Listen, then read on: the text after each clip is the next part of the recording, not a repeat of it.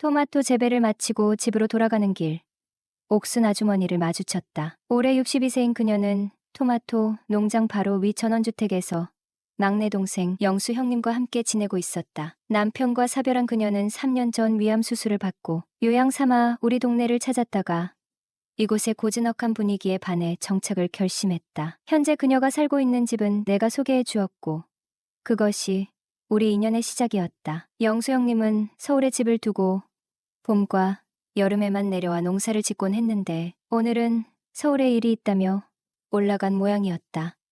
옥순 아주머니와는 지난 1년 사이 꽤 가까워져 서로 스스럼 없이 대화하는 사이가 되었다. 경태 씨, 식사하셨어요? 아직요. 아주머니는요? 그럼 저랑 같이 드세요. 차려놨어요. 매번 감사해요. 아유, 제가 받은 게 얼마나 많은데요. 별거 아니에요.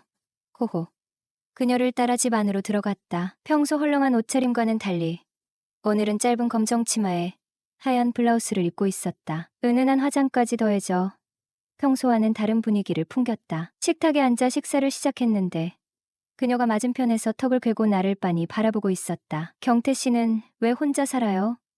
2번이나 이혼하고 나니 연애도 결혼도 다 귀찮아지더라고요. 서로 안 맞는 게 많았나 봐요. 그렇죠. 생판 모르던 사람이랑 같이 살면 안 맞는 게 한두 가지겠어요. 아주머니도 아시잖아요. 호호. 맞아요. 그래도 세상에 그런 사람들만 있지는 않죠. 경태 씨랑 잘 맞는 사람도 어딘가 있을 텐데요. 그녀의 목소리는 부드럽고 따뜻했다. 나는 웃으며 대답했다. 이제는 그런 걸 기대하기엔 너무 지쳤어요. 혼자가 편해요. 평생 혼자 사실 거예요?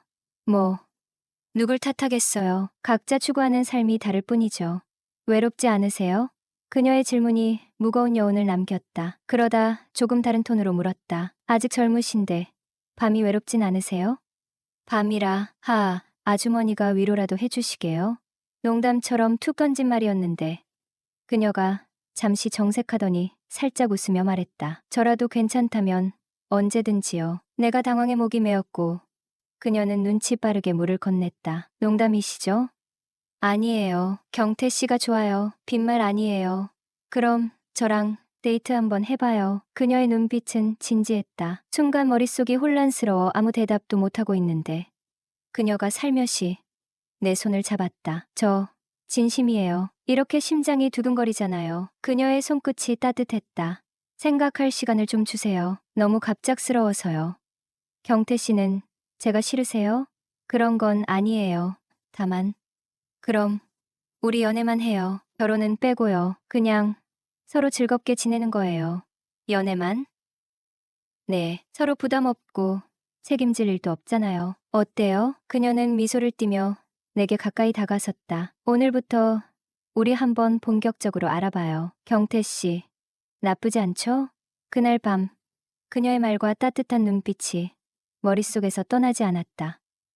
지방대기업에서 연봉 6천만 원을 받으며 안정적인 생활을 이어가던 30대 초반. 저는 짧은 연애 끝에 결혼을 하게 되었습니다. 사실 처음 그녀를 만났을 때 그녀는 저를 철저히 무시했습니다. 그러나 그녀의 매력에 마음을 뺏긴 저는 승부욕이 발동해 끝까지 매달렸고 결국 연애를 시작했죠. 그러나 연애 초기에 피임에 실패하면서 그녀가 임신을 하게 되었고 이로 인해 결혼이 결정되었습니다. 결혼 초기부터 순탄한 날은 많지 않았습니다. 아내는 출산 후 힘들다며 매일같이 징징댔고 저에게 자신이 인생을 망쳤다고 비난했어요. 그녀의 잔소리는 날로 심해졌고 결혼 생활은 점점 피곤하고 버겁게 느껴졌습니다. 그렇게 시간이 흐르면서 결혼 3년 차부터는 잠자리마저 소홀해지기 시작했죠. 그러던 어느 날 아내가 차를 바꿔달라고 요구했습니다. 당시 그녀의 차는 낡긴 했지만 저는 아직껏 탈 수 있다며 2년 뒤에 바꿔주겠다고 이야기했습니다. 그러나 아내는 이 말을 받아들이지 않고 여러 가지 트집을 잡으며 며칠 동안 저를 못살게 굴었습니다. 그녀와의 냉랭한 분위기가 계속되던 어느 날 묘한 불길함이 들었어요. 결국 저는 아내의 핸드폰을 몰래 보았습니다. 그 안에는 낯선 남자와 주고받은 다정한 대화들이 있었어요. 저에게 한 번도 해주지 않았던 말들을 다른 남자와 나누고 있었던 겁니다. 분노와 충격으로 그녀를 추궁했어요. 처음에는 발뺌하던 그녀는 결국 저에게 자백했습니다. 그냥 만나는 남자라는 것이었습니다. 제가 더 캐묻자 그녀는 고등학교 동창들과 술자리에서 만난 남자라고 털어놓았습니다. 그 남자와 어떤 사이냐?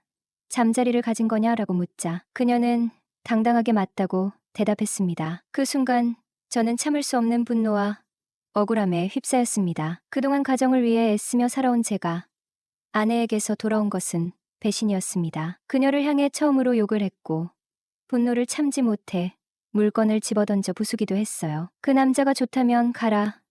우리 이혼하자라고 외쳤습니다. 그러자 그녀는 결혼 후 처음으로 저에게 미안하다고 말했습니다. 제가 결혼 생활 동안 수백 번이나 했던 미안하다라는 말을 그녀에게서는 처음 듣는 순간이었습니다. 하지만 그 미안함은 이미 늦어버린 후였습니다. 결국 우리는 이혼을 하게 되었죠. 이혼 후 저는 무너져버린 삶을 정리하며 힘겹게 살아갔습니다. 그러던 중 아버지께서 시골로 내려와 살지 않겠냐는 제안을 하셨어요. 아버지께서는 방울토마토 농사를 지으면 최소 1억은 벌 수 있다며 권유하셨고 저는 고민 끝에 귀농을 결심했습니다. 경제적으로나 정신적으로 무너져 있던 저에게는 새로운 출발이 필요했거든요. 방울토마토 농사를 짓는 일은 만만치 않았지만 땀 흘리며 일하는 시간이 오히려 제 마음을 치유해 주었습니다. 귀농 후 바쁘게 지내다 보니 어느새 40대 중반의 나이가 되었습니다. 저희 동네는 하루에 버스가 2대만 다니는 오지마을이에요. 그래서 어르신들이 농사만 짓는 동네다 보니 가장 나이 어린 사람이 50대 후반인 아주머니가 막내인 마을이었지요. 그러니 같은 마을 사람과 교류도 별로 없었고 제대로 된 슈퍼 하나 없는 시골 마을에서 만날 수 있는 여성은 당연히 없었겠죠. 그러던 47살 한 여자를 알게 되고 그 여자와 두 번째 결혼을 하게 되었어요. 제가 너무 성급했던 걸까요? 아니면 정신 차리지 못하고 외로웠던 걸까요? 만난 지 6개월 만에 결혼하게 되었어요. 나이 차이는 5살이 났습니다. 그녀 역시 재혼이었죠. 서로 사진 보고 마음에 들어서 영상통화하고 톡으로 연락하면서 연애했고 한 달에 한 번은 제가 가서 만났기 때문에 평범한 연애와 다를 건 없었습니다. 하지만 결혼하면 시골에서 사는 걸 마음에 들어하지 않아 해서 연락이 잠시 끊겼다가 몇 개월 뒤에 다시 한 번만 더 만나보고 싶어 만남을 주선했던 작은 숙모님께 부탁을 드려 다시 만나게 되었어요. 왜냐하면 그녀의 외모가 꽤 반반했거든요. 작은 숙모와 그녀 어머니가 저와 맺어주기 위해 중간에서 많은 노력을 하셨습니다. 그래서 잠시 헤어졌다가 3개월 만에 다시 만났죠. 결혼하면 시골에 사는 대신 차도 한 대 뽑아주고 읍내의 작은 가게도 하나 열어준다는 조건을 걸고 나서야 결혼까지 일이 착착 진행되었어요. 결국 서로 조건이 괜찮아 한 결혼이었죠. 그래서였을까요? 처음부터 애정 없이 시작한 결혼이라 그랬는지 얼마 못 가서 이혼을 하게 되었습니다. 그러다 50살이 되어 나에게도 새로운 인연이 찾아왔네요. 그날은 읍내에 볼일 보러 나갔다가 집으로 돌아오는 길이었어요. 아직 매서운 바람이 몰아치는 3월이라 읍내에도 차들 외에는 거니는 사람이 거의 없을 때였는데 버스 정류장에는 한 명의 아주머니가 서 있었습니다. 내 차가 버스 정류장에 다가가자 그녀가 손을 흔들어 태워달라고 신호를 했어요. 나는 차를 그녀 앞에 세우고 창문을 내렸죠. 아저씨, 차를 놓쳐서 그런데 저희 동네까지 태워주시면 안 될까요? 어느 동네 분이신데요? 황금리요. 그래요. 추울 텐데 어서 타세요. 고마워요, 아저씨. 그녀가 옆자리에 앉았다. 차를 출발하기 전에 옆자리에 앉은 그녀를 힐끔 보았다. 대략 55에서 60 사이일 것 같은데 아무래도 도시 생활하다 전원 생활을 하러 왔거나 친척집에 놀러를 왔겠구나 생각이 들었다. 황금리면 우리 바로 아래 동네인데 처음 보는 얼굴이네요. 아, 네. 요양차 외삼촌네 지내고 있어요. 읍내에는 무슨 일로 오셨어요? 그게 이곳에서 지낼 집을 알아보려고요. 그녀는 5년 전 남편이 죽고 자신은 2년 전 위암 수술을 받고 나서 요양차 시골에 내려와 살다 눌러앉게 되었다고 했다. 이런저런 얘기를 하다 길가에 조그만 슈퍼가 나타났다. 나는 갑자기 목이 마른 것 같아서 슈퍼 앞에 차를 세웠다. 음료수 한 잔 하실래요? 아니요, 저는 괜찮습니다. 잠깐만 있어요. 네. 나는 슈퍼에서 비타 음료를 2개 사들고 차에 올랐다. 이거라도 한 잔 하세요. 고맙습니다. 이러시지 않아도 되는데 음료를 사도 내가 사야 하는 건데. 허허, 그런 말씀 마세요. 제가 목이 말라서 그래요. 네, 암튼 잘 마실게요. 저 아주머니, 우리 동네에 괜찮은 집이 하나 매물로 나와 있는데 제가 한번 알아봐 드려요. 저 이래봐도 꽤 마당발입니다. 그래요? 그래 주시면야 저야 좋지요. 그리하여 그녀는 우리 동네로 이사를 오게 되었습니다. 그녀는 읍내에서 작은 도자기 공방을 운영하면서 평소에는 텃밭을 가꾸거나 주변을 산책하며 시간을 보냈어요. 한 번은 그녀가 하우스로 찾아왔더라고요. 아저씨, 이 도넛 제가 직접 만든 건데 한번 드셔보세요. 어머, 이게 토마토 모종이에요? 네, 모종 정식하는 날이라 좀 바쁘네요. 아저씨, 저희 텃밭에도 토마토 한번 심어보고 싶은데 모종 10개만 파시면 안 될까요? 텃밭엔 안 되죠. 왜요? 여긴 하우스고 텃밭은 노지인데 당연히 안 되죠. 날씨 탓에 노지에 심기엔 이르죠. 한 달 정도 뒤에 심으면 모를까. 아, 그래요. 그녀는 약간 실망한 눈치였다. 그럼 이러면 어떨까요? 우리 하우스에서 20주 정도 직접 키워보는 걸로요. 정말요? 괜히 저 때문에. 아니요, 괜찮아요. 대신 오늘 모종 정식하는 거 딱 2시간만 도와주는 조건으로요. 어때요?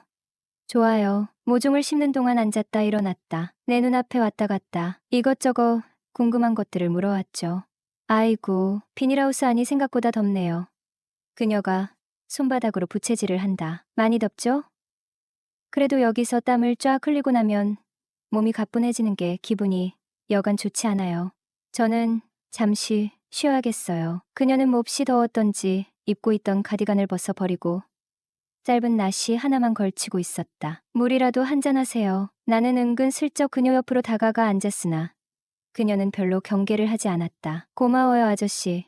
웃는 그녀의 얼굴에 보조개가 무척 아름답다. 한참 동안 비밀하우스 안에 둘만 있다 보니 어찌나 짜릿한 감동이 몰려오던지 여자가 이렇게 사랑스럽게 보이는 장면은 정말 오랜만이듯 했어요. 그때부터 눈에 콩깍지가 씌었는지 62살의 연상녀, 몇 해 전 할머니가 된 그녀가 정말이지 사랑스럽게 보이더군요. 이후 토마토 때문에 그녀와 자연스럽게 왕래하게 되면서 무척 친해졌어요.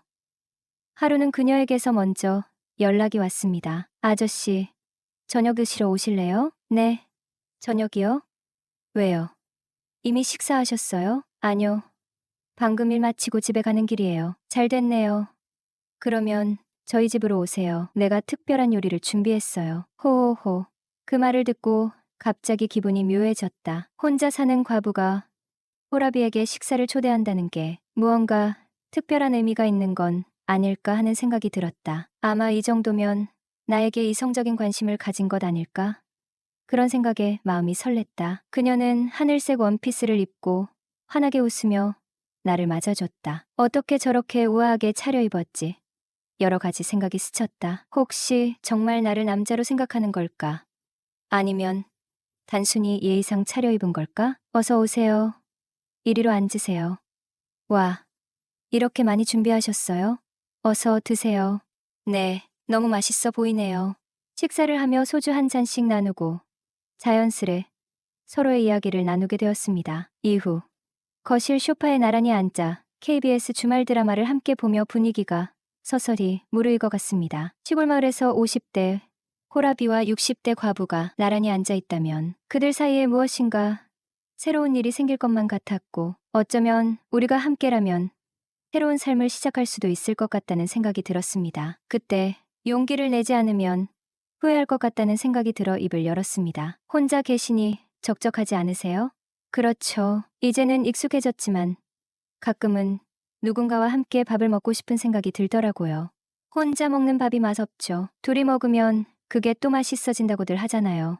그렇긴 해요. 누구와 함께 먹느냐에 따라 맛도 달라진다던데. 그녀가 장난스러운 미소를 지으며 답했습니다. 그 미소를 보니 마음속에서 무언가가 떠오르며 용기가 샘솟았습니다. 솔직히 말씀드리면요. 고개를 살짝 숙이며 말을 꺼냈습니다. 둘 다 비슷한 처지인데 이렇게 지내다가 그냥 혼자 죽게 되면 억울할 것 같아요. 그녀는 잠시 제게 고개를 갸웃하며 웃었습니다. 억울하다고요? 그런 생각은 해본 적 없었는데 왜 억울하다는 거죠? 글쎄요. 서로 옆에 누군가가 있었다면 더 재미있고 행복하게 살 수 있지 않았을까 싶어서요. 그럼 누군가를 옆에 두고 싶으세요? 그녀의 질문은 제 용기를 시험하는 것처럼 느껴졌습니다. 사실은요. 이야기 나누는 것도 즐겁고 아주머니가 웃는 모습이 참 좋습니다. 제가 옆에 있어도 괜찮겠습니까? 호호호, 그런가요? 저도 이렇게 솔직하게 말하는 분은 처음 봤네요. 나쁘지 않은 제안 같아요. 그날 이후 우리는 연인 관계로 발전했습니다. 서로의 마음을 조심스레 열어가며 단조롭던 시골 마을에서 새로운 삶을 꿈꾸게 되었네요. 사랑은 용기를 낸 자에게 찾아온다. 고백이 두렵지 않은 사람만이 진정한 사랑을 얻을 수 있다.